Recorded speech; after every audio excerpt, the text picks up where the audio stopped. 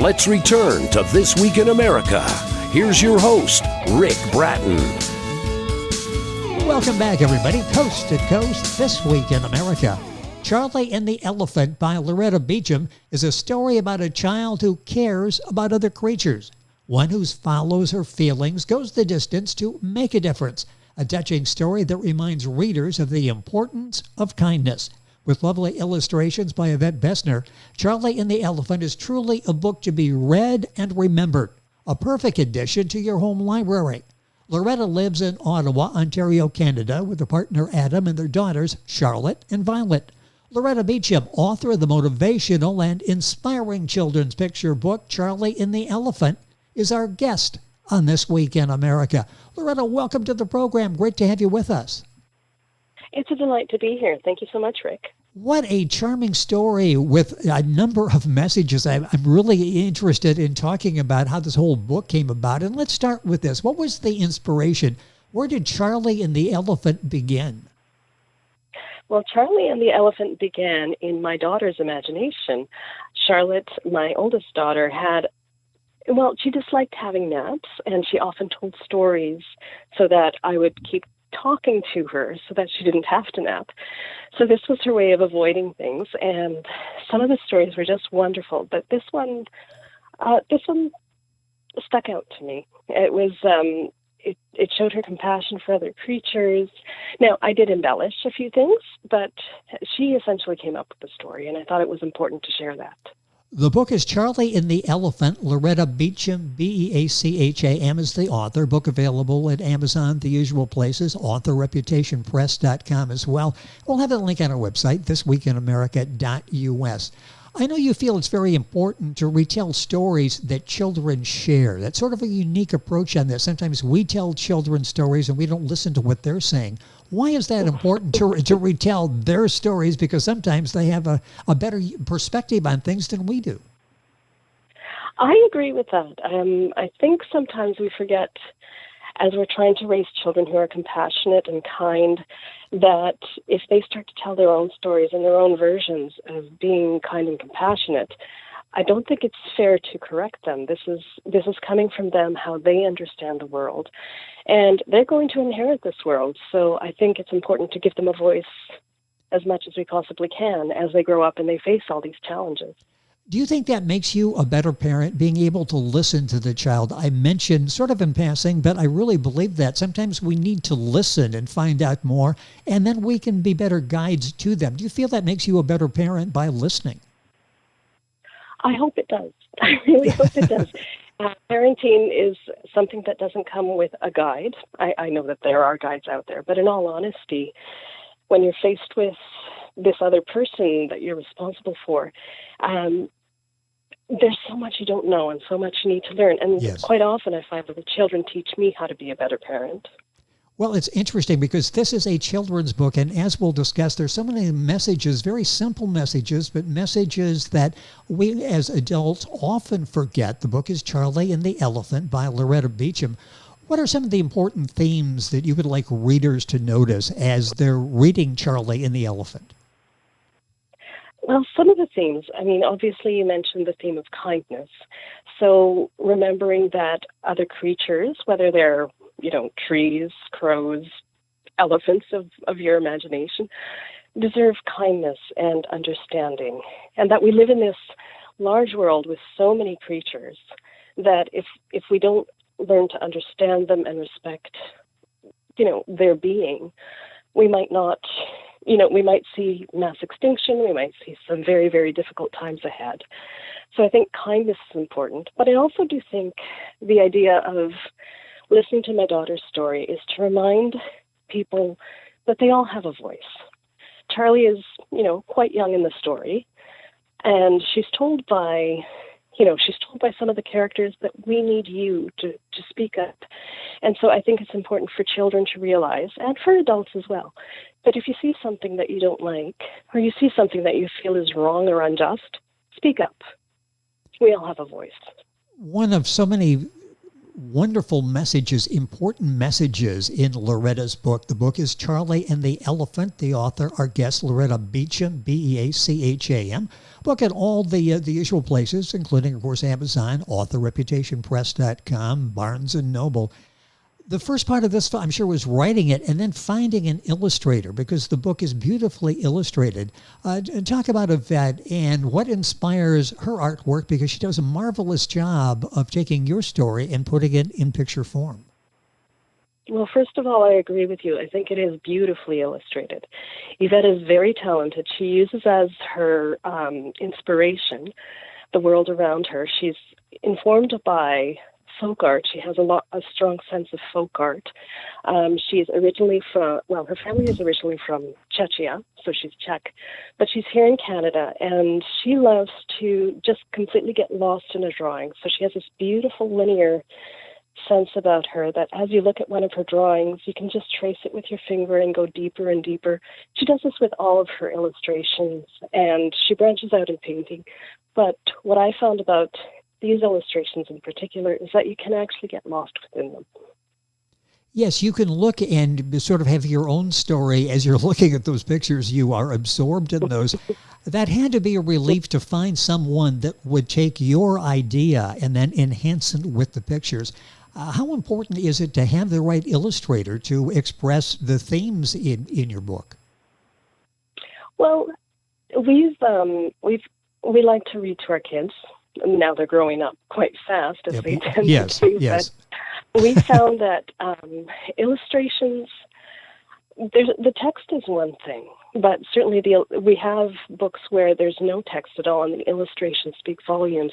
And quite often, we found our children would make up their own stories as they went along, and they would use their own imagination and try to place a twist on things. Illustrations can't be undersold.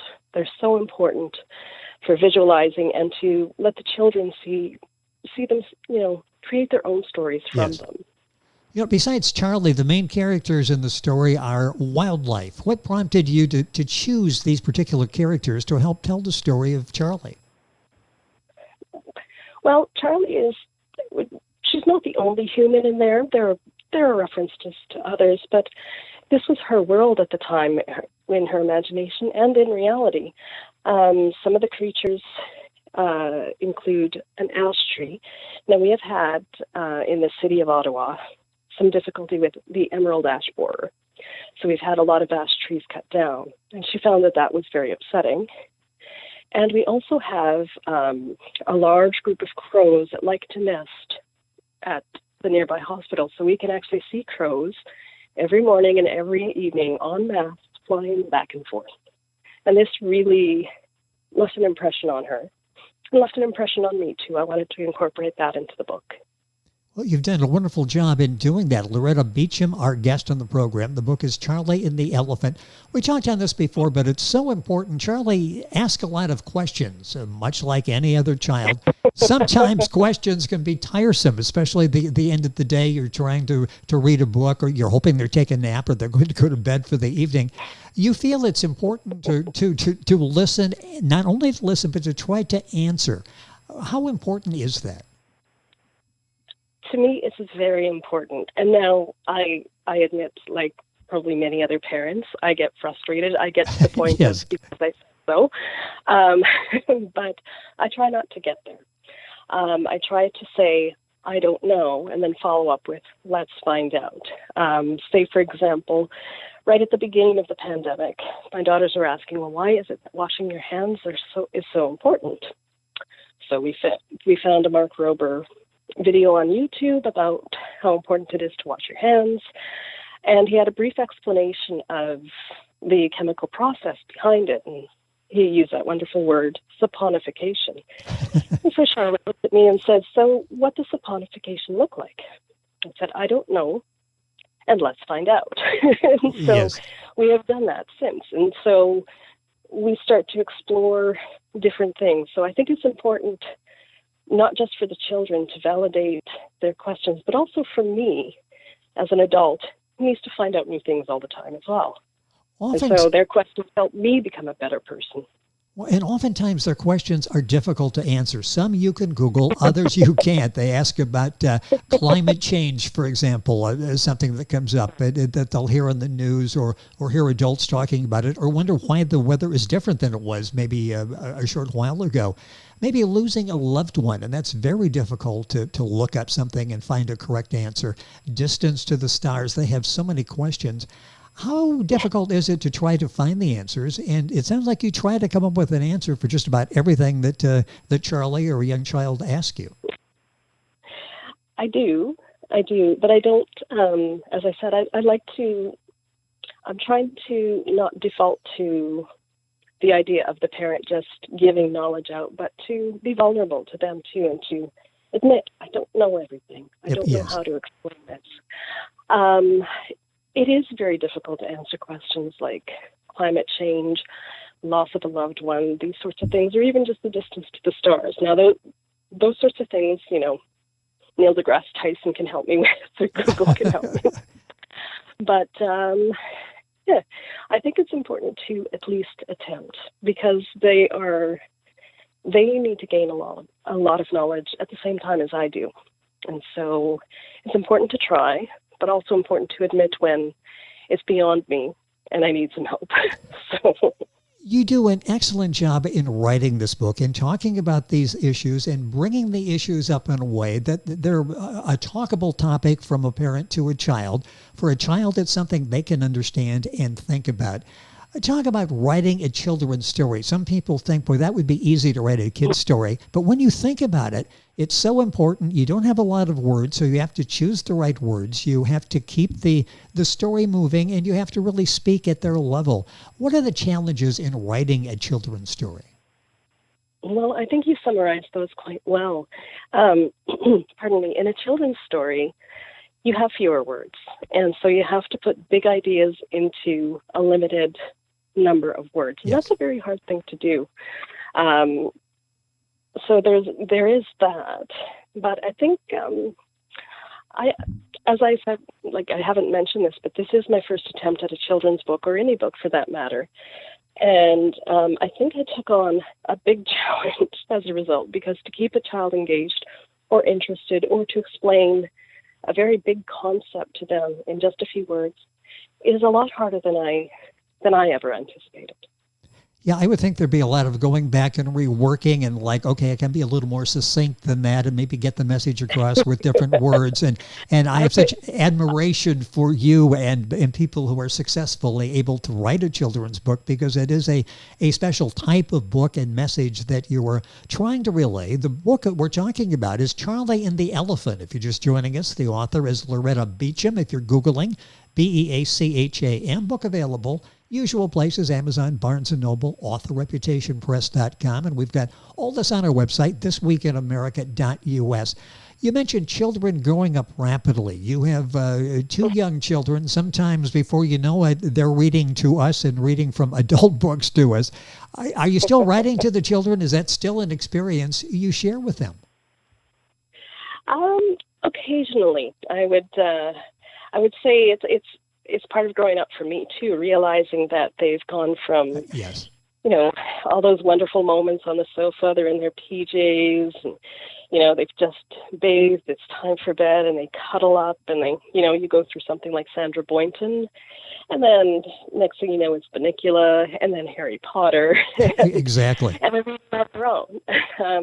But occasionally, when say they have a sick day or a snow day, I'll still be able to sit and read to them. For example, I read to my younger daughter the other day. We went through The Incredible Journey, which is also a wonderful book. And so I can still have a few of those moments, but not as often as I prefer to. However, that's part of I have to grow up sometime. And you have such a great memory of that time and reflecting and what you were able to do and those special moments you're able to share with a child at that particular point in their life. Our guest is Loretta Beacham, talking about Charlie and the Elephant. You mentioned this was the first book, and you've really done an outstanding job with this. Are you working on more books? Not at this time. I work full time. I have 2 children. They are getting much more independent now, so it might be something that I look at. I know that first of all, when the book was published, my younger daughter, Violet, asked me where hers was. So I realized that perhaps, these labors of love should extend to more than one child.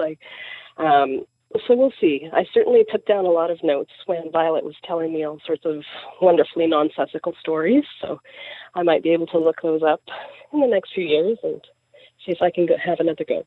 Well, that's great. I love the approach of listening and then writing stories. You're able to address topics themes that young kids have in mind and be able to address those.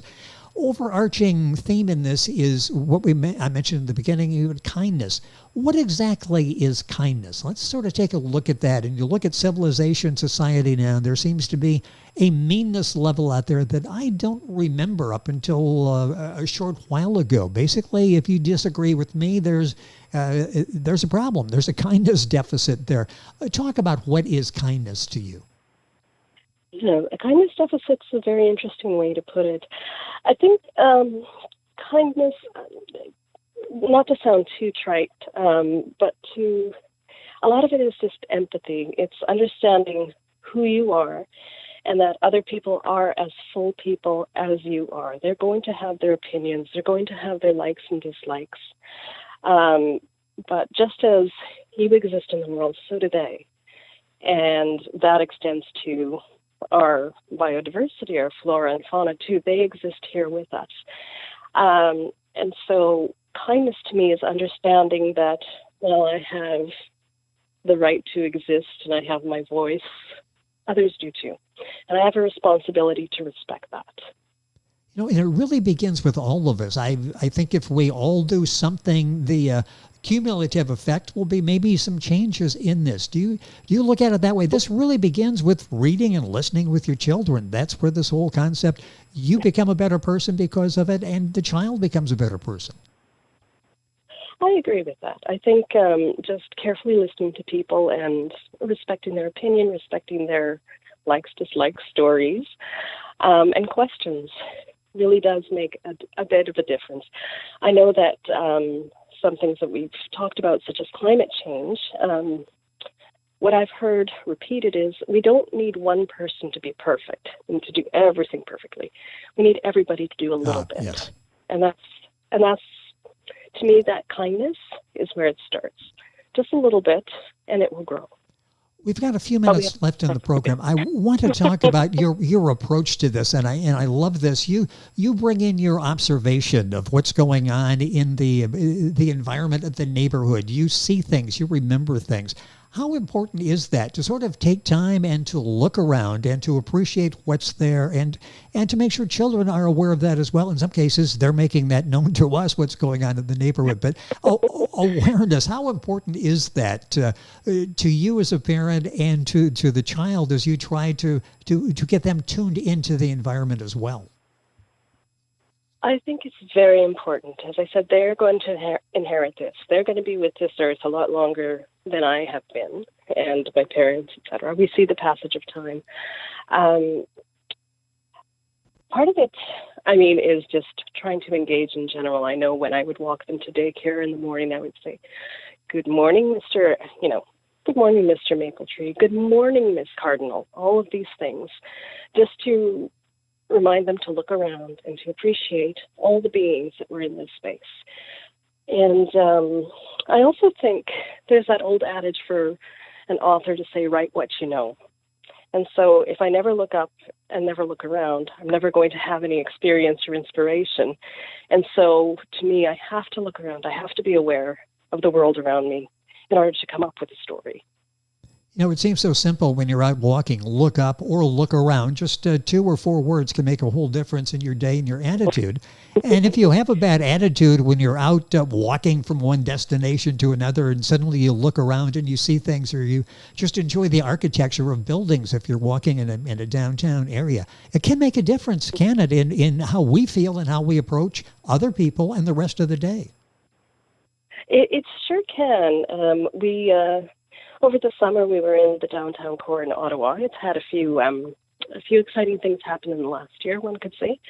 But as we walked around some of the blocks, we noticed that the lights changed, and it was just a simple thing where we looked up at a lamppost and said, "Oh, there are dragons on that one. Oh, there are just flowers on that one. That one's plain." And it was just nice to remember that there's a lot of history and a lot of differences in the environment, including the built environment. Yes, and to be aware, that's one of the many lessons and themes so beautifully brought out in the book, Charlie and the Elephant. I mentioned this is a perfect addition to your home library, and that it is. And the lessons, the themes that are touched upon by Loretta in the book. The book is Charlie and the Elephant. Our guest, Loretta Beacham. Loretta, congratulations on the success of this book. Do a second book and let us know. We'll be able to talk about that as well. Excellent job with this book. I really appreciate you taking the time to be with us. Thank you so much for joining us. Well, thank you. It was such a pleasure, Rick. It was fun. Loretta Beacham, our guest on the program, Googling Beacham. The book is simply Charlie and the Elephant. You look for that. You'll find the information. Amazon, Barnes & Noble, all the usual places, and author.reputationpress.com. And, of course, you can go to our website to get more information. That's thisweekinamerica.us. And we're back on This Week in America right after we pause for these messages. This Week in America is online. You can visit our website, thisweekinamerica.us. Scott Pinkerton, associate producer of This Week in America. Jay Anderson, segment producer. Ben Watson, webmaster. Otto Bechet, director of engineering and TV production. This Week in America produced and is a trademark of Blue Funk Broadcasting, LLC. For information on all of our guests and to listen to this week's show, our website again at thisweekinamerica.us. And I'm Sean Bratton, executive producer of This Week in America.